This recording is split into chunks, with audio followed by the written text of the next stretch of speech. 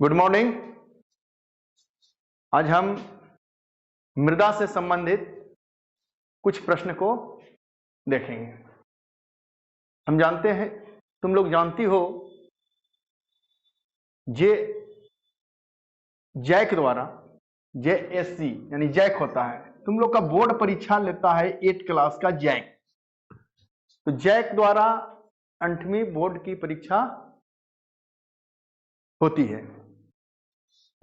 तो 8 क्लास का जो एग्जाम होता है उससे संबंधित जो भी कठिनाइयां हैं उसे हम सॉल्व करने का प्रयास करेंगे। तो जैक में 8 बोर्ड का जैक में तुम लोग को ऑब्जेक्टिव टाइप क्वेश्चन भी पूछता है।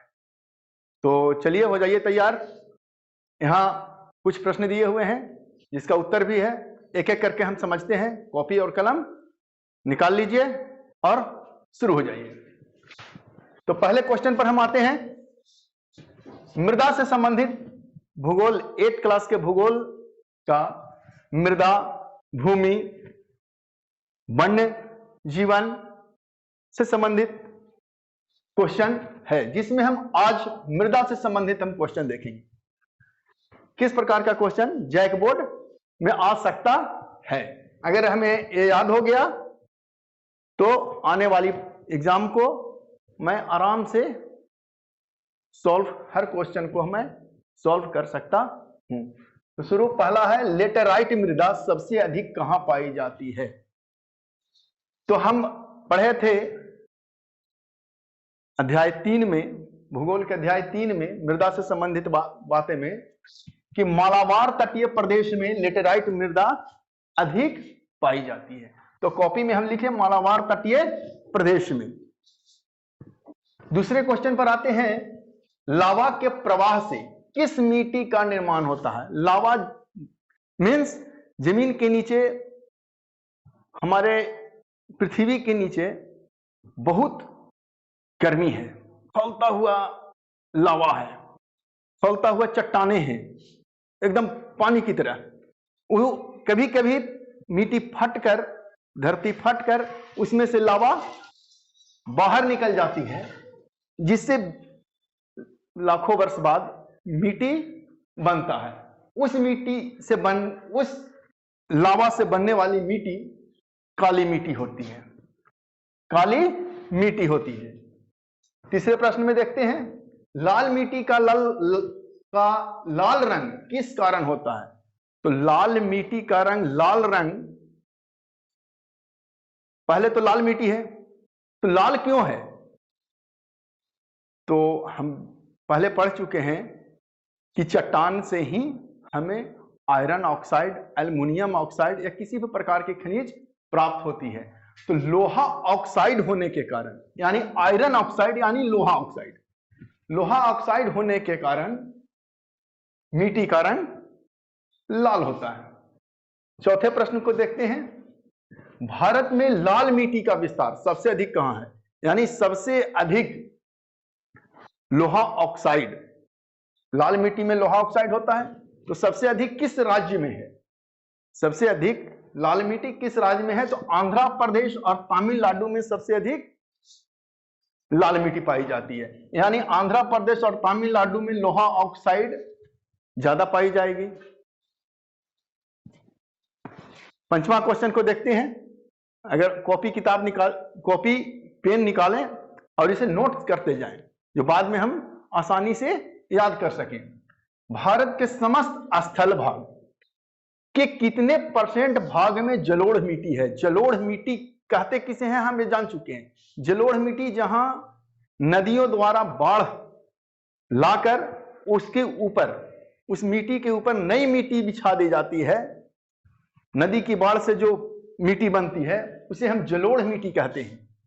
तो भारत के समस्त स्थल भाग में कितना % भाग जलोढ़ मिट्टी पाई जाती है। तो हम इसको कह सकते हैं कि 24% मिट्टी जलोढ़ मिट्टी है, जो खेती के लिए बहुत उपजाऊ होता है। खेती के लिए बहुत उपजाऊ होता है जलोढ़ मिट्टी। भारत के उत्तरी मैदान में किस प्रकार की मिट्टी पाई जाती है। तो उत्तरी मैदान में बहुत सी नदियां हिमालय से निकल कर आती है, जो अपने साथ बहुत गाद लेकर आता है, और बरसात के दिनों में अपने सीमा से वो बाहर आ जाते हैं, जिसे हम बाढ़ कहते हैं। तो बाढ़ से जो अपने साथ गाद लाई वो बाहर छोड़ दिया, यानी बाढ़ में उस पर मिट्टी, नई मिट्टी चढ़ गई, मिट्टी पाई जाती, इसे हम जलोढ़ मिट्टी कहते हैं। तो उत्तरी मैदान में सबसे अधिक नदी होने के कारण उत्तरी मैदान में ही जलोढ़ मिट्टी सबसे ज्यादा पाई जाती है। पुरानी जलोढ़ मिट्टी के अन्य किस नाम से जाना जाता है? अब पुरानी जलोढ़ और नई जलोढ़ ये समझने के लिए पुरानी जलोढ़ किसे कहते हैं? तो पुरानी जलोढ़ उसे कहेंगे जो 4 साल 5 साल पर नदी में बाढ़ आए और बाढ़ की गाद उस जमीन पर फैल जाए। 5 साल वाली बाढ़ उस जमीन पर जब उस एरिया में बाढ़ आ जाती है 4 साल 5 साल में, उसे हम पुरानी जलोढ़ कहते हैं। तो उसे हम बांगर के नाम से भी जानते हैं। जहां 4 साल 5 साल में जिस क्षेत्र में बाढ़ आती है और मिट्टी जमा हो जाती है, उस मिट्टी को हम पुरानी जलोढ़ या बांगर मिट्टी भी कहते हैं। यानी कि प्रत्येक साल, 1 साल पर 2 साल पर प्रत्येक साल बाढ़ आए, गंगा में बाढ़ आती है और गंगा के किनारे गंगा यमुना गंगा तंत्र वाली नदियां बाढ़ ला करके उत्तरी मैदान में सबसे ज्यादा बाढ़ ला करके जलोढ़ मिट्टी का निर्माण करती है। और जहां हर साल बाढ़ आता है, कुछ क्षेत्र में फैल गया और वहां गाद जमा हो गई, उसे हम खादर मिट्टी भी कहेंगे। तो आप समझ गए बांगर किसे कहते हैं, खादर किसे कहते हैं। तो नवीन जलोढ़ मीन्स खादर और पुरानी जलोढ़ मीन्स बांगर। 9वां प्रश्न है, धान की खेती के लिए कौन सी मिट्टी उपयुक्त होती है? तो धान की खेती के लिए दोमट मिट्टी सबसे उपयुक्त होती है। दोमट मिट्टी, तो हम जानते हैं कि धान की खेती सबसे ज्यादा भारत में किस राज्य में होती है? तो पश्चिम बंगाल में ज्यादा होती है, ज्यादा एरिया में होती है पश्चिम बंगाल में। और छत्तीसगढ़ में भी धान की खेती होती है, लेकिन कम एरिया में होती है, लेकिन बहुत ज्यादा होती है। तो यानी हम समझ सकते हैं कि पश्चिम बंगाल और छत्तीसगढ़ दोमट मिट्टी होगा। तो दोमट मिट्टी में सबसे अधिक धान की खेती होती है। 10वां क्वेश्चन, चाय की खेती के लिए सबसे उपयुक्त मिट्टी कौन सी है? तो लेटेराइट मिट्टी चाय की खेती के लिए। तो एक प्रश्न और बनता है कि सबसे अधिक चाय कहां होती है? तो आसाम में, पश्चिम बंगाल के दार्जिलिंग वाला इलाका में चाय होती है। यानी कि पश्चिम बंगाल के दार्जिलिंग वाली क्षेत्र में और आसाम में जहां चाय की खेती अधिक होती है वहां लेटेराइट मिट्टी होनी चाहिए। यानी पश्चिम बंगाल के दार्जिलिंग क्षेत्र और आसाम वाला क्षेत्र में लेटेराइट मिट्टी होगी। किस मिट्टी में लोहा और एल्युमिनियम के कण पाए जाते हैं? तो अभी हम देखें कि मिट्टी का रंग लाल होता है क्योंकि में आयरन ऑक्साइड पाया जाता है। और 11वां क्वेश्चन बता रहा है कि किस मिट्टी में लोहे और एल्युमिनियम के कण पाए जाते हैं? तो लोहा के कारण लाल हुआ था। तो सबसे ज्यादा किस मिट्टी में? तो लेटेराइट मिट्टी में सबसे ज्यादा लोहा और आयरन, यानी कि लेटेराइट मिट्टी का रंग लाल भी होगा क्योंकि लाल मिट्टी में पाई जाती है आयरन ऑक्साइड। और 11वां क्वेश्चन भी पूछ रहा है कि किस मिट्टी में लोहा और एल्युमिनियम कण पाए जाते हैं? तो एल्युमिनियम और लोहा के कण पाए जाएंगे तो लेटेराइट मिट्टी। 12वां क्वेश्चन, किस मिट्टी में आयरन एवं सिलिका सबसे अधिक पाई जाती है? यहां आयरन और लोहा एक ही क्वेश्चन है, बस समझने का अंतर है।